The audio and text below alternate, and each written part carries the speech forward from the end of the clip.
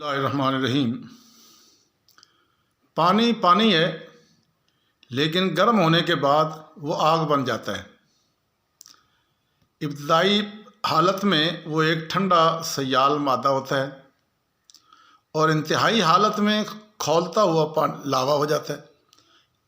یہ پانی کے لیے قدرت کا قانون ہے۔ یہی معاملہ انسان کا بھی ہے۔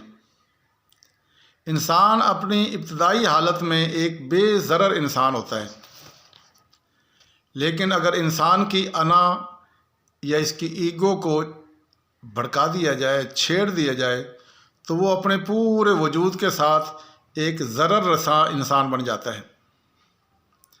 انسان اپنی معتدل حالت میں ہو تو وہ فطرت کا ایک دلکش پھول ہوتا ہے، مگر انسان کے اندر جب غصے کی آگ بھڑک اٹھتی ہے تو اس وقت ایک ایسا انسان ہوتا ہے، اس وقت وہ تمام حیوانوں سے بھی زیادہ خونخوار حیوان بن جاتا ہے۔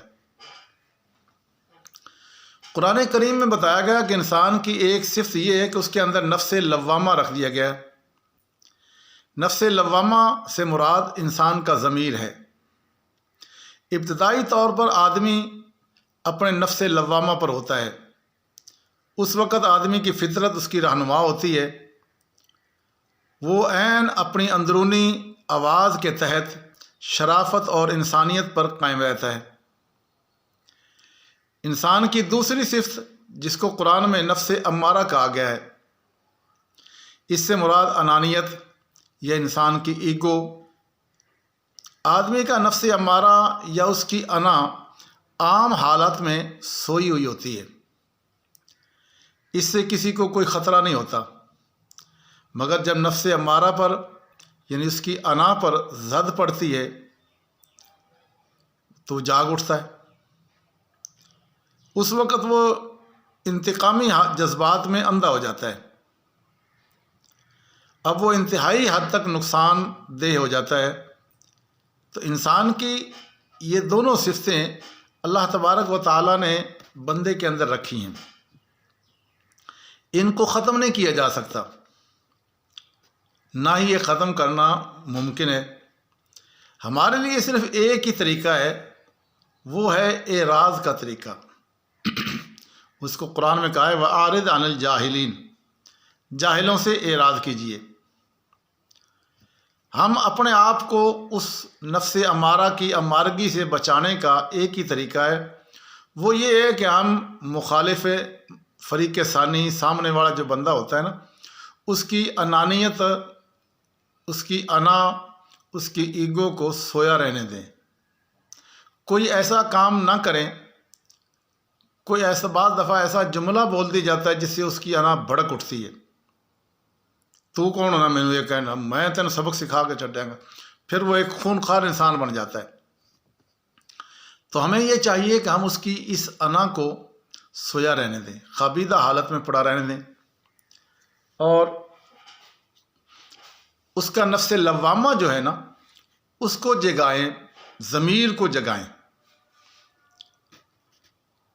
جب ہم ضمیر کو جگائیں گے تو وہ، جیسا ابھی میں نے عرض کیا کہ وہ بالکل اپنی فطرت انسانی پر ہوتا ہے، وہ بے ضرر ہوتا ہے، وہ کسی کو کچھ نہیں کہتا، اور اگر کہیں غلطی سے اس سے ہو جائے تو وہ فوراً اس میں معافی مانگتا ہے، اپنے آپ کو ملامت کرنے لگ جاتا ہے۔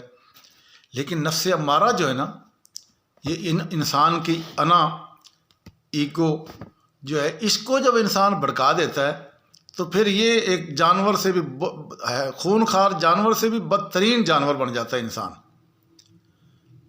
تو گویا انسان ہی دونوں چیزیں ہیں۔ اب بندے کا کام ہے، ہمیں چاہیے کہ دوسرا مخالف جو ہے نا، اس کے مقابلے میں اس کی انا کو سویا رہنے دیں، چاہے وہ کیسا بھی ہو، اور اس کی ضمیر کو جگانے کی کوشش کریں۔ آپ دیکھیں گے بڑے سے بڑا بدماش جو علاقے کا بڑا مانا ہوا، جی ایسا بڑا سینہ تان کے چل، آپ جاتے ہیں السلام علیکم، کیا حال ہے جناب، ٹھیک کریں، آپ نے اس کے ضمیر کو جگایا ہے اور اس کی انا کو تسکین پہنچائی، وہ سو گئی۔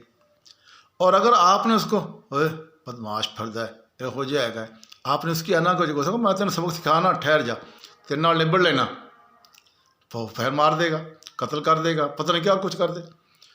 تو یہ اب آپ کے میرے اختیار میں ہے.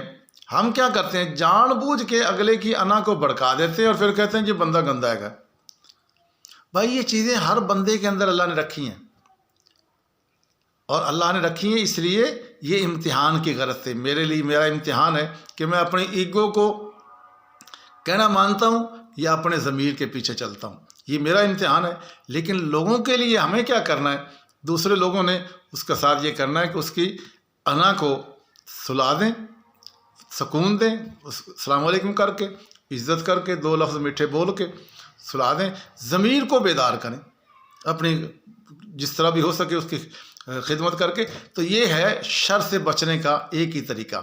شریر انسان، بدترین انسان، برا انسان جس کو بھی ہم جو کہتے ہیں، اس سے بچنے کا واحد حل یہی ہے کہ ہم اس کی ایگو کو نہ چھیڑیں، اس کی انا کو نہ چھیڑیں.